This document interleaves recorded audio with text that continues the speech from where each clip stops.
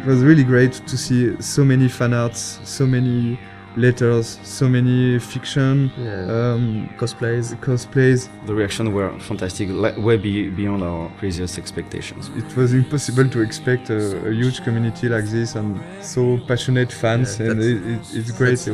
Thank you. Yeah. We started the project by making the game we wanted to make for ourselves, but at the end it's really making a game for the players, because that's what's important.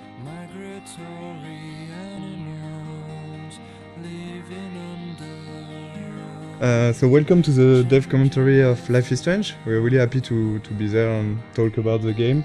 Thank you for watching. Thanks. I'm Raoul Barbet, one of the co-game director of the game. And I'm Michel Koch, the other co-game director of the game. We are two game directors working on one project, so it's really interesting to work that way. It can be hard sometimes, but I think it's a really interesting creative process, because we can challenge each other on a lot of aspects and find out always the better solution for what's best for the game. If only Michel or Raoul was directing the game would have been really different. They both know how to make a game. Like they're not stuck in their field of expertise. They know a lot of things about each department, and they had this direct contact with the teams. I'm more from the audiovisual and movie scene, so I was in charge of all the cameras with the camera team. I work a lot with the sound design team also, with the music. And myself, since I'm from an illustration background, my specialties were more on the art direction, and later, for this game, I'm starting to work way more with the narrative team and the voice recording sessions. It was cool because they had a similar vision for the game, so we didn't have a yes from one and a no from the other. Actually, Michel and Raoul are in the game when you think about it, because there are two game directors, so we have a contraction which is Michel. But if you put it the other way around, it's Raoul and Michel, so it's Rachel. I'm pretty sure they did it on purpose. The idea behind the game was because both of us worked on Remember Me, and there were some sequences in this game called Memory Remixes, and one of the founders, Hervé Bonin, asked this small core team to think about a game with this kind of mechanism. Very quickly came the episodic adventure game, because we wanted really to do something like that. There is really a lot of good new ways, interactive ways to tell stories. On an episodic format, you have to make a lot of choice for episode 1, because you won't be able to change after. A lot of assets have to be there in episode 1. Yeah. So the menu is one of those assets. It was interesting because there was a lot of variations. We did a lot of tries of what we wanted to show in this menu. The idea was really to basically show the most important locations of the game.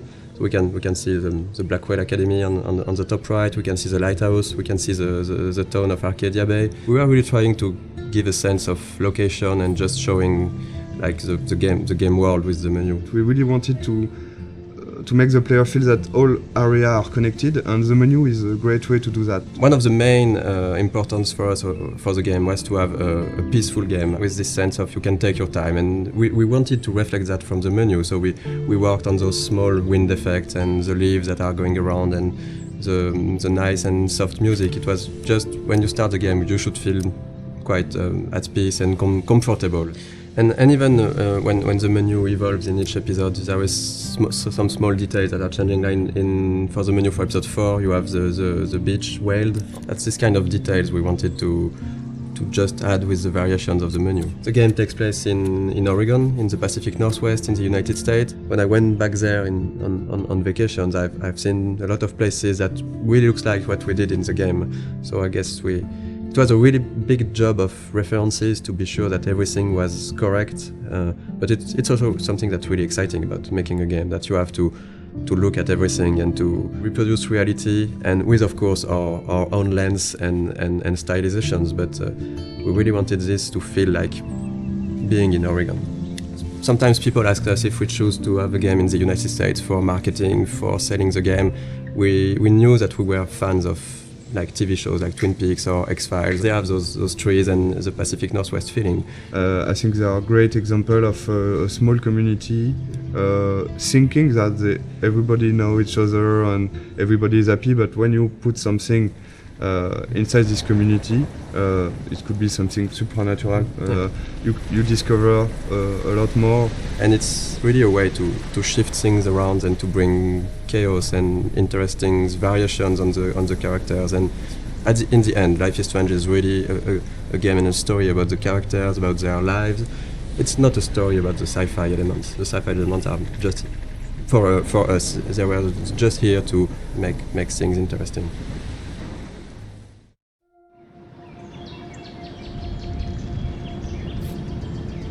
Okay, so let's play the game and... Yeah, let's play Life is Strange. So this is the very beginning of the game. I think this is one of the very difficult sequences of the beginning of the production, because this is the first time the player will see what the game looks like and will be inside the story. So we got a lot of discussion about this one and a lot of discussion about the shots, how we are going to present Max's character. The important, as this is a video game, is the player to know where he has to go and the objective of each scene. This scene is a link to the end of the game, of course, and it's also to close the loop and begin with this scene. And when you know the end of the game was something we really wanted to have, so we can see all the FX, and we've got one FX artist, very talented, Thomas. Here you can see a lot of his work, all the particles, the tornado. We took a lot of time to work on this tornado, because when you're working on an episodic game, it's important to still hook the player from episode 1. So that's the kind of discussion we had about the rhythm, to when should we put something that has a bit more impact and that feels something that shows the player that there is something bigger. So this introduction was a bit like that. We wanted in Life is Strange the player to always know what Max is knowing and to just be with her. At this moment, Max doesn't know where she is and the player doesn't know it either.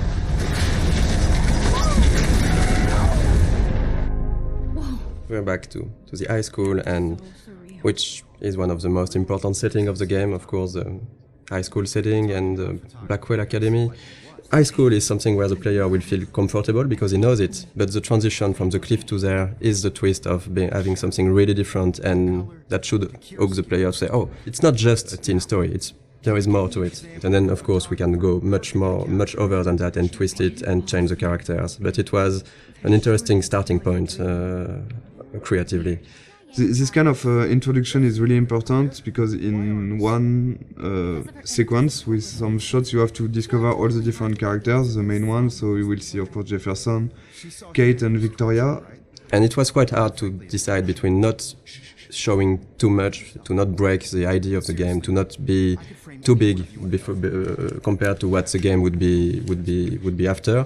There is a lot of themes of big ideas on the game, and of course photography is one of it, because photography is still a way to look back to the past. It's linked to the theme of rewind and time manipulation and nostalgia, and that's one of the reasons why Max came back to Arcadia Bay to attend this photography class.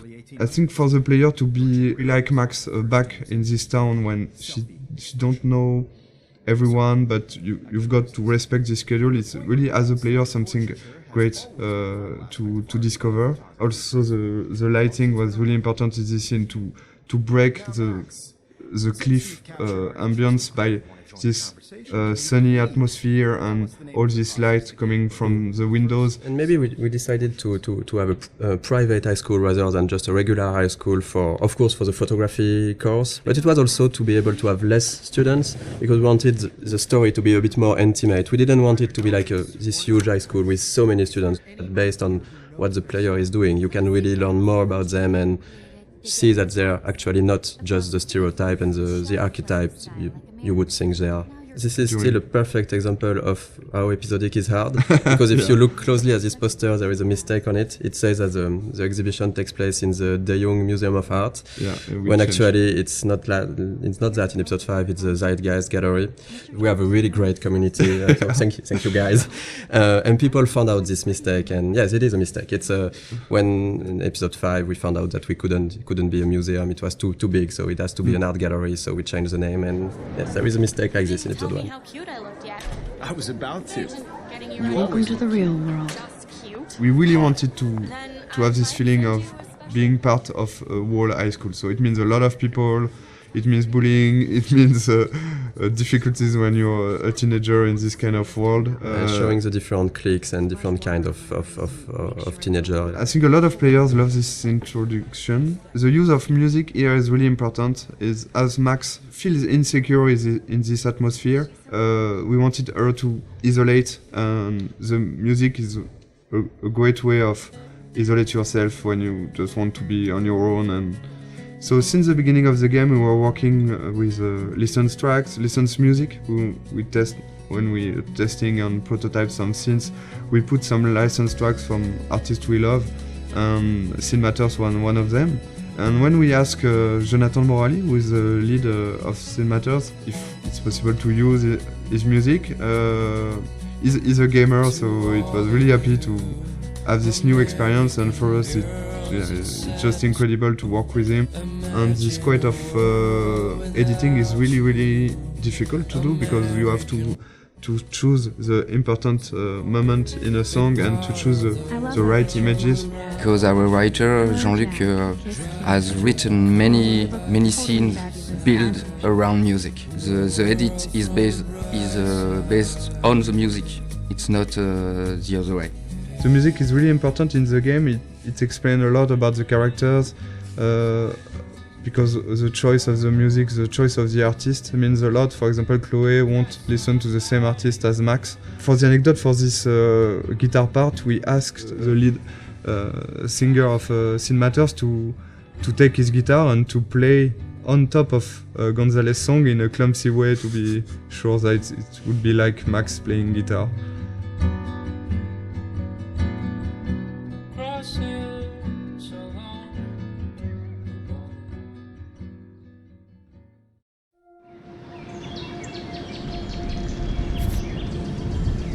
Okay, so the objective of this scene was to go into the bathroom.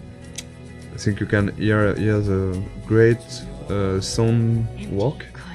Sebastian, the audio lead, has worked a lot on this kind of effects. When you take out your earplug, you can hear more the ambience. And this kind of art is done by our main concept artist. We got like 4 concept artists working on the game, with Edouard who has made a lot of artwork. He was the one concept artist. So basically in the beginning we do a lot of documentation, like we do a lot of research. From all those pictures we can find on the internet, every room, every character needs to tell you a story, who they are, what they do. And just for following the scene, even for the mood, when it's still the rhythm of the game. So we wanted this scene in the bathroom to have a really cold and harsher and more contrasty lighting, to be different from the soft and warm lighting from the art class before. Seeing this scene, there was here one of the mistakes we have done with the game. For example, when Max is tearing apart the Polaroid. In fact, I don't know if you have tried to tear apart a Polaroid, but it's quite impossible. Yeah, you can. We tried it. You can't do it. It's too strong. It's plastic, it's and it's impossible to tear it like she does. But of course, there is a lot of symbolic behind this, and so we decided to keep it, even if it's non-realistic. Maybe it's a bad Polaroid quality, and we can do it. So you can see the butterfly coming in from the window. Of course, there's a lot of symbol behind this. The butterfly, of course, with all the butterfly effects thing, and the fact that Chloe has got some butterflies on her tattoo and the color of her hair based on the this color of is the butterfly. really something we wanted to hear. The blue butterfly is really, really important, and of course at the end of the game it's much more important. One of the fans' favorite, and of course a character we really love, Chloe. She's one of the most important characters because at the end the choice is about her. It was really important to create this character the best way possible so the player would learn to care more and more about her. But we really wanted her to be not that nice at the beginning, so when she's evolving during the different episodes and she's getting nicer to Max, people would care even more about her because she changed, and she likes the fact that she changed. If she was the nicest person from the beginning, it wouldn't be, I think, as effective that her going forward and changing toward Max. Sometimes some players hated Chloe during the first episode, and I think it's not a bad thing because you can dislike a lot of things about her personality, and after in episode 3 and of course at the beginning of episode 4 there was really something more to this character, and I think it's like having in real life with a friend. There is always some things you don't like, and the relation between Max and Chloe talk about that, and I think it's really interesting to see how the player will learn to like more and more Chloe. And I think it was one of the biggest challenge of the writing process because we have 5 episodes, we have a limited amount of time, and we need to find the good beats and the good pacing to make those characters evolve. It's a really intimate story, and it's mostly just centered on just emotional moments. All of the major choices that you make in the game are emotional. The heart of it is the relationship between Max and Chloe. It gets really dark and things get really hard for Chloe and really emotional. In the game, one of our goals was also to be able to talk about real life issues, about some social themes and difficult themes that can be experienced in real life. I mean, it's different to other games where there are bigger issues like situation of life or death or war or stuff like that. And in this game, we wanted really to focus on more human issues on a smaller level. The mood of the game and the themes of the game. It's the themes that we tackle in the game are not something that you see often in other games. We try to be mature about it. We try not to force it onto players, and we try not to be too brutal about it. We have issues like domestic violence, family issues. So talk about drugs, alcoholism, depression. It's really part of a reality, and I think it was really important for us to not avoid that. And I think it's a great video game is also a great media to talk about that, because as a player you will be involved maybe more than just looking at a movie or reading a book. You will be really part and actor of this experience. We were not sure that Square Enix, the publisher, would approve all the themes, the intense scenes we have, and how we deal with them. And really early in the discussions, we were relieved to see that they didn't want to change anything. They just wanted to make sure that we deal properly with the scenes or themes, and this is exactly what were our intentions. So it's again a key scene for episode 1. It's the first time you see Nathan and Chloe. First scene with the character is really, really important. We got a lot of information to give to the player. And we needed to show that Nathan was quite a troubled child, a teenager, I mean. So this is him talking to himself at the beginning. We had to fine-tune and to find the good words to use. Then we see Chloe for the first time. We have to show what's her character. So she's direct and a bit pushy to Nathan.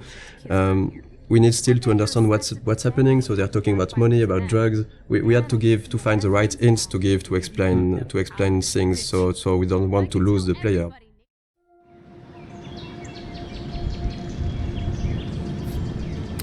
Prescott is a punk ass who begs like a little girl and talks to himself. You don't know who the fuck I am or who you're messing around with. Where'd you get that? What are you doing? Come on, put that thing down! Ever tell me what to do.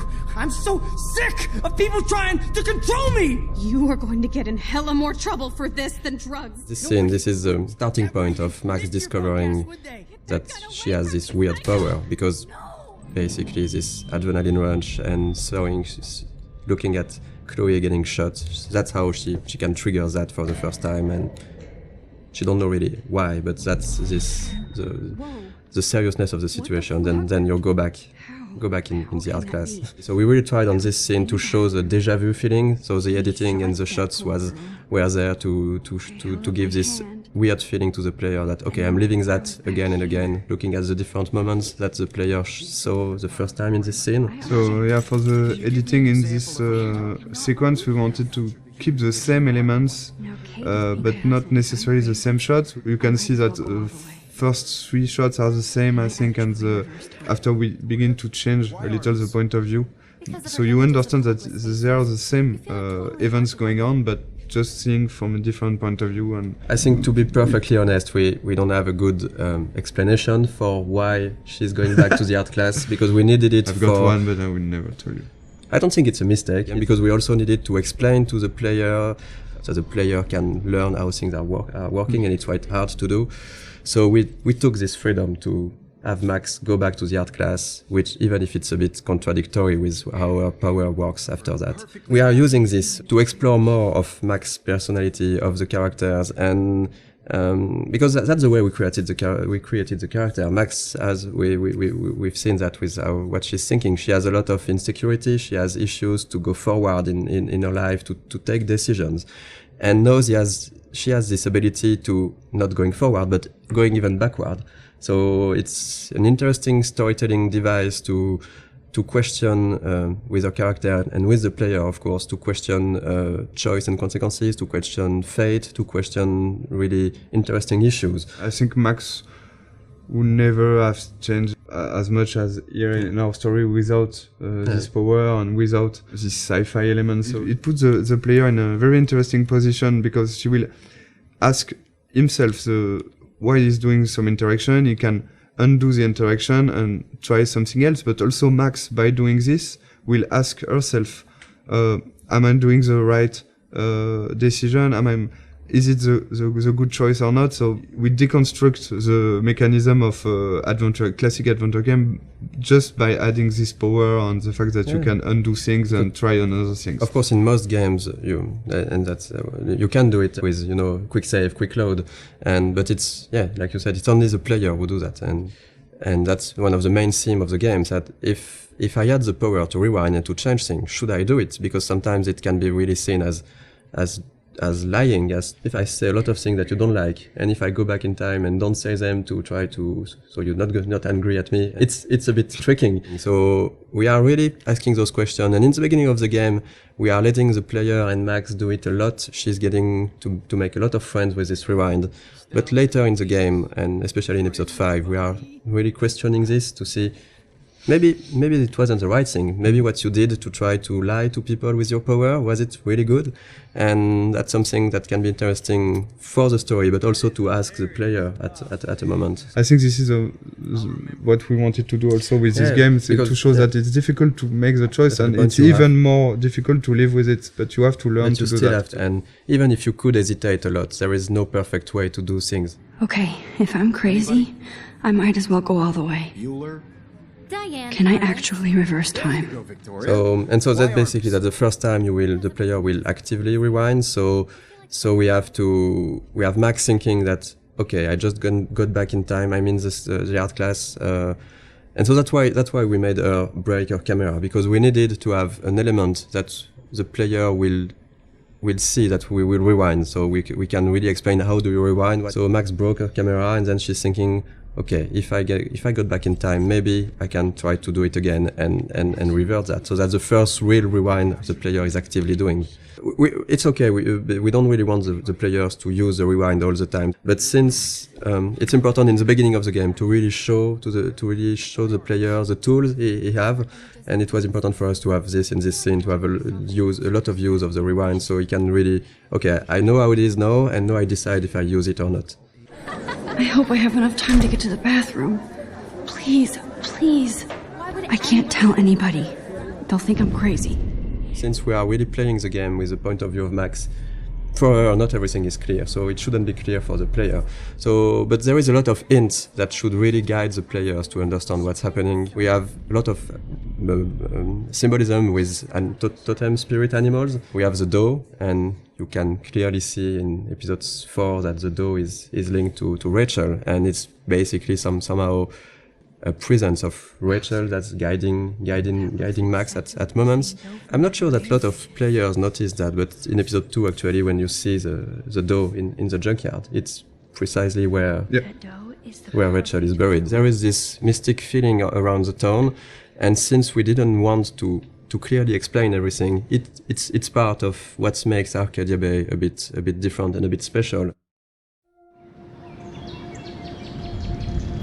So yeah, we're going to play a bit of the junkyard scene. Yes, so it's we love the junkyard scene because a lot of different elements, but the first one I think is the environment. I think the environment artists have made something incredible here. For Life is Strange, we really wanted to have a stylized rendering. We didn't want it to be realistic, or so every texture has been hand painted to give this impressionistic feeling. And I think in the junkyard it's really interesting because there is so many details that's where this kind of simpler texture are working well. Because if this scene was overly detailed with cracks in the rust and everything, it would become really noisy to look at. We did a lot of work on the lighting effects and the atmosphere, so it was really important for us to capture this morning feeling with very, very cold colors in the fog, but a slightly warm sun that just bring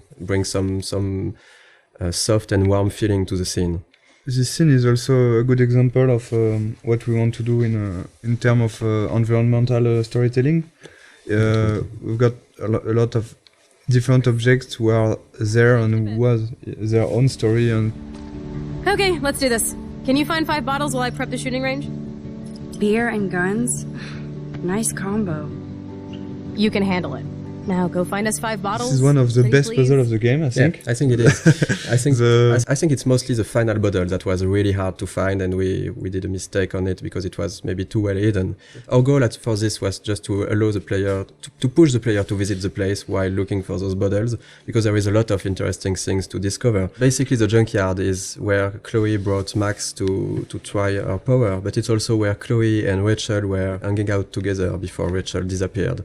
So this place here was this small hideout for Chloe and Rachel, and we tried a lot of what we did in the whole game with the environmental storytelling can be seen here, because there is a lot of everything that we really like to tell with the environment. It's a good way to, of course, to show more to the player. So it's also to give rewards to the player who want to know more about the characters and who is curious. Because you can do this whole scene without looking at every details, but there is some hidden stuff. This one is harder to find. I think that not every player find it. And this is a big letter that Rachel wanted to write to Chloe and maybe never gave it to her. In Life is Strange, we really tried to put a lot of attention to the details. We have a lot of various levels of things, and if you look around, you can find some really, really small details that are useless to the main story, but interesting. Actually, we start to play with that, putting more and more things in corner, in dark area, to see if the player can spot it or not. And usually they did. There's a noticed things that we thought they could not notice, like on a shirt, we have letters that when you put in the right order, it says no fucks given, and they noticed. I don't know about this. Are you afraid of getting in trouble? Oh, boo-hoo, Max is afraid. I know you can handle this, and I'm here to guide you. Make me proud, sister. Life is Strange is a game about choice and consequences. So we have a lot of choice you can make in the game, which will have consequences later on in the same episode or in the other episode. And there is one big choice in this scene, right, that will happen, for example. Yeah, the idea for each choice is really to have not easy choice to take, even if it's not life or and death choice like you could have in other game, or it's more everyday life choices. The important is really to make your own and to decide to live with it. So that's why with max power it's of course more difficult, because you can try a choice, you're not sure, you're going to rewind and you're going to make the other one, but the important is if you want to continue and to move on, you have to keep on one and live with the consequence. So this is in this choice in particular. What do you want to do, Michel? The first one. I don't think I would shoot a guy anyway, so I would say we won't shoot. I won't shoot. So you can see directly some consequence. It means that you don't have gun anymore because Frank is going to take it. Chloe will be pissed off. You can of course rewind and try the other one. But something that's really interesting, because it was a lot of work at the beginning, because we were thinking that if you have the rewind, does it not completely destroy the fact that you are making choices? And actually, we've seen that players are really hesitating. We've watched some Let's Play video, and we've seen players just, even if they knew that they could go back, they were hesitating so much when they make a choice. I think it's interesting.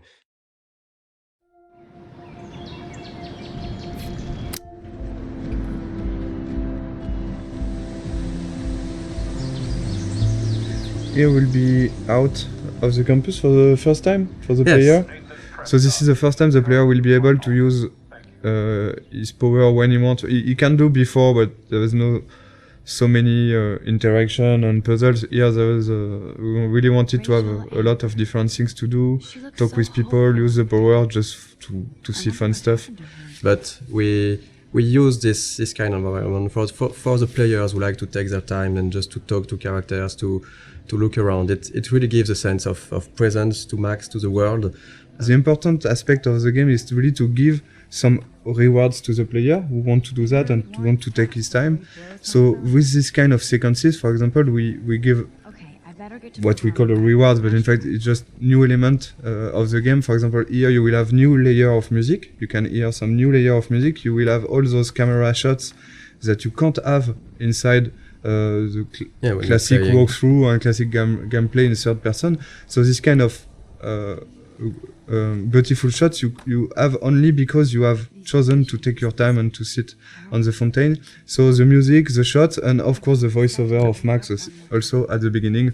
We hear what Max is thinking just here. So this kind of rewards will push, we think, the player to do that again and again. So this is really something we wanted to have. In this game, it's always feeling a bit like what Max is feeling, and we really wanted to focus on those moments. It was really capturing the moment when you can really take your time to reflect on yourself, and that's what Max is doing in those scenes. That's something that not a lot of games are doing, to let the player take his time, because in a lot of games it's just like you need to go forward, you need to go to this checkpoint, you need to do this and this.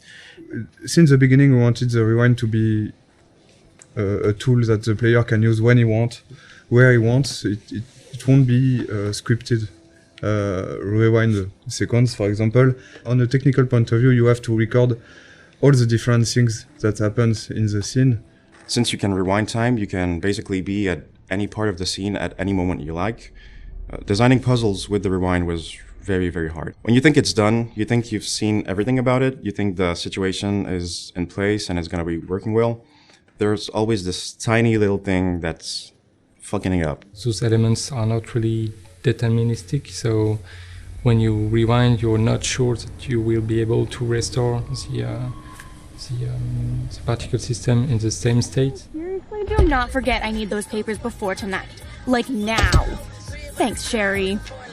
And this is the dormitories. This is also something that was interesting for us, is to talk about dorm life. We wanted to use this setting because we can really talk about social issues, like the girls have their room. Do you really like the people who live next to you? How the relationship are working inside the dormitory? Like right now, it's interesting if you have different music that can come from the different rooms.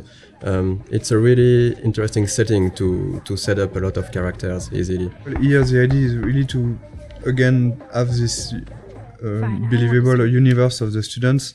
We have to focus on what we want to tell and what we want to develop. In each episode, Alyssa is getting hit or in danger by something, and you can decide or not to use the rewind power to warn her and to get her out of trouble. And again, I think it's links to also the Kate story and this kind of stuff. It's not just here to have fun. It's also to talk about those difficulties you can have when you could be someone like Alyssa and having these kind of problems. And it's always a way to find the little details and little elements that will bring more to the characters, how we are defining them, without sometimes telling too much. So this is the same actress as Chloe. Yeah, the two main actresses who are playing Max and Chloe did also the other students, and so there is some of Chloe inside each one of them. You can see Max and Chloe here. The body animation is done in motion capture on this project. We've done a lot of shooting in motion capture with French companies. The two main, so Max and Chloe, like for the voice actor, in fact, they are always played by the same actress. Serena and Gabrielle. So all the body language and the body animation you will see in the game are done by them. And so in each scene we discuss about the scene with them, and they add some. Both of them, they have given something to the character, even for Max, because Serena was a bit shy at the beginning of the project, and at the end of the project she was different, and we can see the evolution of Max inside her acting. So Who did you tell? The principal. But he didn't seem to believe me. The principal? Are you still 12? That drunk jackass only cares about cash from Blackwell Academy. Don't trust him. I didn't mention you at all. This is the first time we will really see the Max universe by discovering her room. So let's go inside. It was a really important scene for us because you're playing as Max in the game, so you already start to know some about her with what happened before in episode 1. But when you enter her room, it's really her universe. It's everything in this room should describe her, who she is, why she is like this, and speak a bit more about her past. There's quite a lot in this room, in fact, compared to the... Because we tried, I think, episode after episode also to focus on different things, and we can't put too many objects in a room. If you want to play a character for 5 episodes, you need to invest in this character, and all those kind of details and were really important to make a connection between the player and Max, to learn a bit more about what she experienced before, and maybe also why she is how she is right now. Something we really wanted to have with Max's room is also to have a great contrast between Max and Chloe. So it was really important to have those two characters. Max and Chloe are really different. They are quite opposite at the beginning of the story.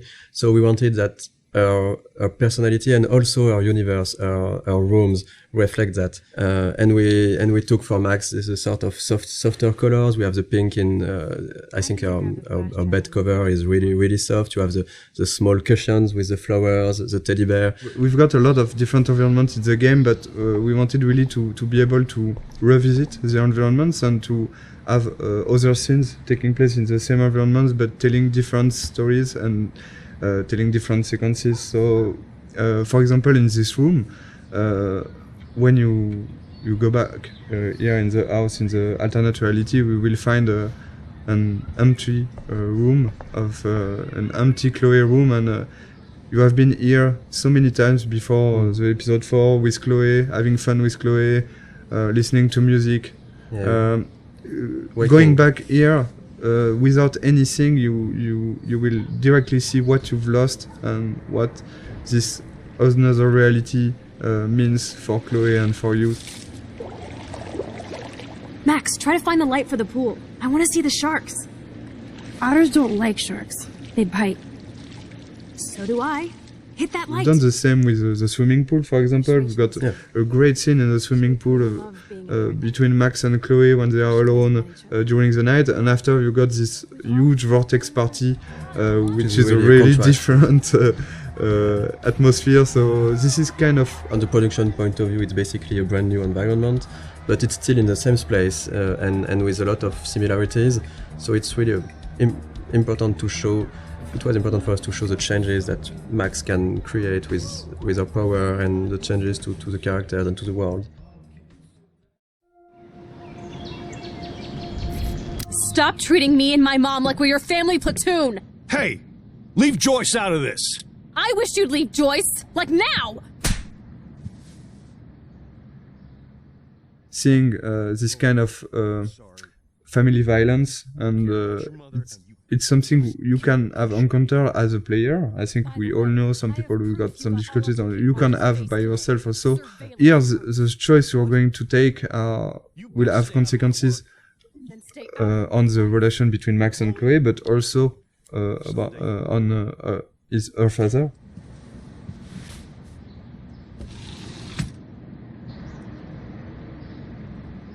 Hey, you okay? Welcome to the real step-douches of Arcadia Bay. I'm sorry. For what? He would have been a bigger dick if he caught you in here.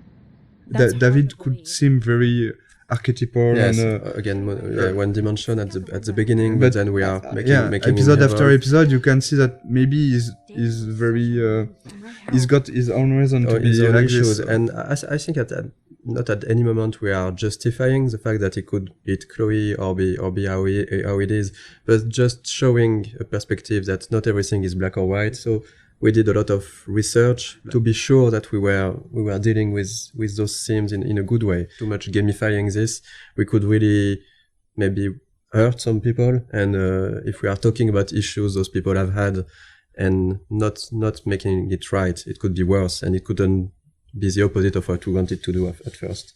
So here is a Kate character that you have met in the first episode, but not so much. And the episode 2 is really focused on Kate and Kate's story and Kate's difficulties. So, but this scene is a good way again to how we try to advance the story about Kate, but also try to show more of the other characters, Victoria and Taylor. So we are continuing of what was shown about Victoria in episode 1, like of course that she's really a mean person, that she's harassing Kate because she makes fun of her. Looks like it. And so this kind of scene, yes, is we are really trying to advance the story, bring out more of the characters, and of course there is great cameras on it. All over my face.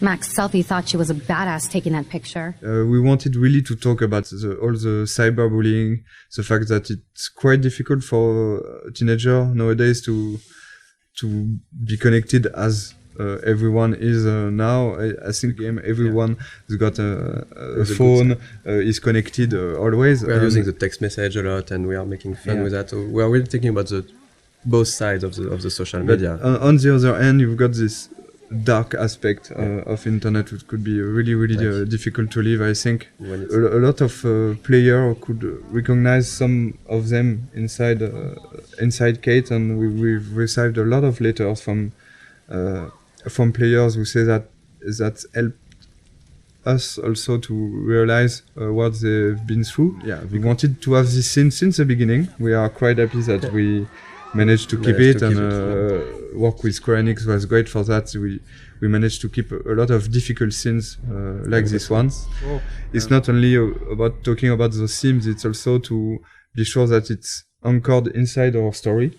And here, of course, this experience and the Kate story will push Max to think about her power, to think about the consequences, to think about the relation with other characters. That's actually the one time in the game where Max's power fails her. So when you arrive on the roof, you are really by yourself. You have to talk Kate out of jumping, and this was also the second part of what we wanted to do with this theme, is to show that if you care to the people you like, you can help them, and that's basically what Max has to do at this moment, is really to care about Kate, to to show her that she knows her, that she's her friend, and to really take out of jumping. I think that something that was interesting on writing all these scenes and is even in episode 1, you know, Kate was written as somehow as some type of archetype. She's a bit religious. She's for abstinence. She has this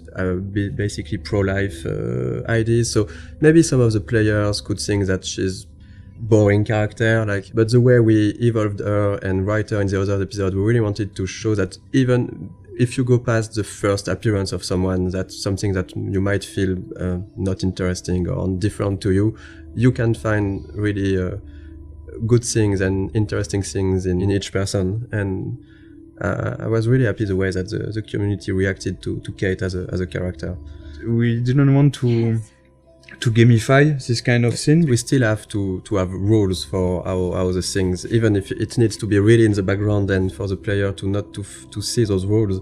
But in the end, we still need to create the scene with the scripting and a way to make it work. So it was really hard to find the good balance to make it feel the more transparent as possible for the player, and just find a good way to have the feeling that it's really a dialogue between Max and Kate. And it was a really hard one to write. There is a lot of branches, there's a lot of variations, and I think even in the voice recording it took a really long time. Yeah. It was one full session just for Hannah and Diane who plays Kate. It was really important for us to keep this going after in the other episode, and not just okay, we have done the scene and so no, we go to the following of the game.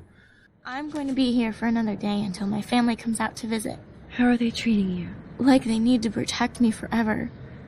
They're so upset, and I know they feel guilty even though they didn't do anything.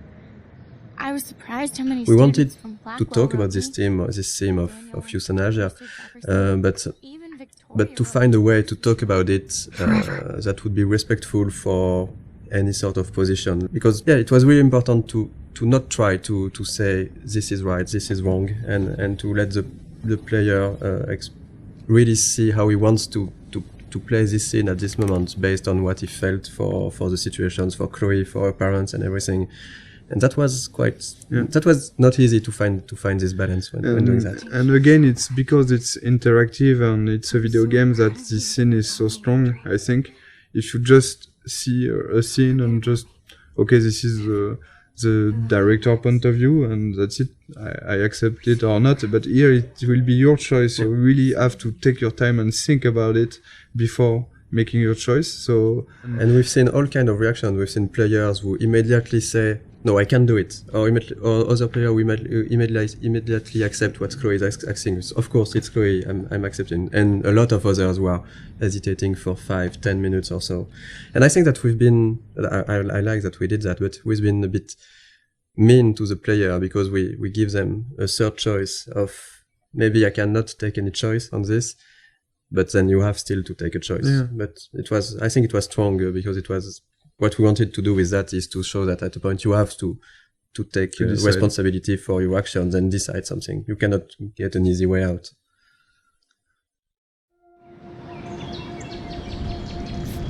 We took a lot of photographs, even some of the no weapons, the no bullying, no weapon. Yeah. We took photographs in some high school in. It wasn't in Oregon, but it was near Washington, so it's still in the Pacific Northwest, near Seattle. And we took some of those. We just adapted some of those posters, and even for example, like this for the map, we did a lot of research, finding real maps of real buildings and trying to be quite precise with the scale, the layout, the locations, because we really wanted everything to feel genuine and to. You know, sometimes you can go really wrong in a game if you just start to forget about the scale and the detail. So we really wanted to have things right, like having this kind of fire hose at this place. And since the game takes place in October, and we are in the US, there is already a lot of Halloween decorations and stuff like that. We wanted to have the game at the anchor in reality, but also of course, we have a lot of references. We are huge fan of some TV shows, of books, of movies. And I think that in Life is Strange, the setting was really good to have a lot of those Easter eggs that that will speak to the players and put the game into a pop culture reality. So there is a lot of stuff that is scattered around the game. If you look at every license plate in the game, you'll see that the letters, they are meaning some. In episode 1 is titles of TV shows that somehow we liked or that were somehow inspiration in some part for the game. In episode 2, it's movies. In the dormitories, you have the room which Red Rum. Someone wrote Red Rum on the slate. It's the number of the room in Shining. Yes, and so it shows that we love us as developers the movie, but also that the characters in the game, of course, know about this movie because it exists in their real world and they are making jokes about it. We knew that we had to hire an American scriptwriter. We sent some tests to few writers that were recommended and we knew. And Christian Divine, we had a Skype with Christian. After maybe 2 minutes, we all knew that it was going to be him. I had this kind of vision of him in the office, working with us. Since we've chosen him, he was at 100% and even 200% in the project. With us, he completely understood what we want to do with the characters and with the story and with the different themes we wanted to talk about. During the motion capture session, we asked the actor and the actress to when they meet, Max and Warren meet the first time here on the parking lot, we asked them, they were trying to kiss themselves, but you can't do that in the United States. In fact, as French, we were thinking that, it's cool, they are going to kiss themselves. Warren tried to kiss Max, to but kiss Max on the cheek. We've never on the done that, cheek. so we changed after a discussion with a writer and a lot of friends. We said, okay, we should switch to a hug. So we changed the animation to have just Warren try to hug Max and not kiss her. And this is a kind of mistake we can do as French people. So we have to be very careful about that. And it was really good because in France you can. Yeah, in say France, hello by kissing a you girl say like hello this, by but just having a peek on the cheek, and not in the US. And this is the kind of stuff where having an American writer was really needed. We made some other mistakes, like on this parking at the beginning we had the parking spots which were really small, and Christian said to us that this is not American parking spots. In the US you have large parking spots because we have big cars, so we changed that. And we did that for various things, like sometimes a sign were not at the right position or something that was not perfectly true to reality. So, Chloe's house. This is the very, very first scene we've made for the game. So this is really the scene that we have modified a lot to create Life is Strange. This is also the scene with which we sold the game to Square Enix. That's the scene we showed to publisher. The first time I tried the game, it was the Chloe's Room, a really early prototype, and it felt fantastic to play it. I was literally smiling while playing it because the scene was working really great already. Even though the environment, the characters were not final, it was really, really good to play. And we decided to use this scene because every mechanism is here, but there's also a scene that shows really what Life is Strange is, because it's a story about those two girls trying to reconnect. We had the two main characters.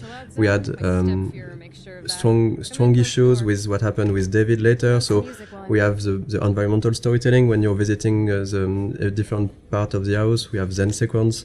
It had the feeling that we really wanted to push for the game. This slow-paced, nostalgic feeling. I think that this scene is really a really good one to show that in episode 1. At the beginning, it wasn't exactly like that. We got different outcomes, and so the scene that is in the game now is really different from the very first prototype. At the very beginning, it was only the arguing with David we have done in motion capture, and I've played with Jean-Luc, so Jean-Luc... You were doing Chloe. Yeah, I was playing Chloe and Jean-Luc were playing... No, I was playing David. And Jean-Luc is a great writer who has written the original story. So we have played all together because we didn't want to... We didn't add the money, in fact, to have a optic motion capture shooting, so we try by ourselves to have animation for the prototype. And the animation is quite ugly. The characters also are the ugly. first version were ugly, and there were at the beginning no textures. We had version with only the grey characters. We were really weird without hair, so we had a hairless Chloe. And I think Max is quite frightening. The smoke and all the FX elements, they are made following the same idea as non-realistic, but like it looks like undrawn smoke a little.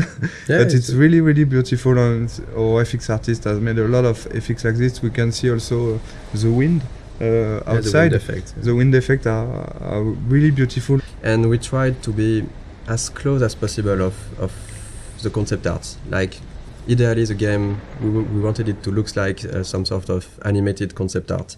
And I think it's really the 3D environment artist and the concept artist, they did a really great job on that, because if you look at the concept art for this room and the 3D final scene, it's quite pretty close. We have those low detail textures, but this feeling of light but it's a lot of details that we tried everywhere. Even if the lighting, if you look just at the light on the drawer, even on the light, we have this small bending that gives the feeling that the light is hand painted. So we did a lot of work on everything, on lighting, visual effects, textures, to have this cohesive style. And sometimes the player might not completely notice it, but it still gives this cohesion to the game. Like for example, for the Chloe's house, how rich Chloe's parents are, so what kind of house they can afford. So this get painted. In concept art, we do like every room, or even the map, the floor map. In Mac's rooms, there's a lot of photos on the wall, because she likes to take photos, and you get like the bands, poster of bands, which she like, you have to feel like who they are, and just by looking at the room.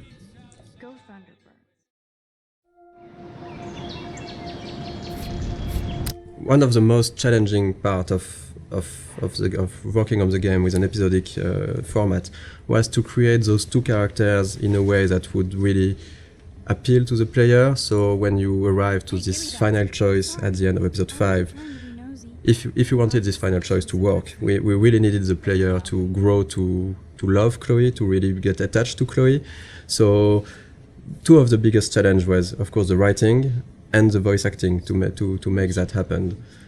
Of course, the story was written as a whole since the beginning, so we couldn't change massive stuff, but small details could be added. A line of dialogue for a character, or episode 3 when you visit Kate in the hospital, and it wasn't supposed to be here, but we've seen how people loved Kate.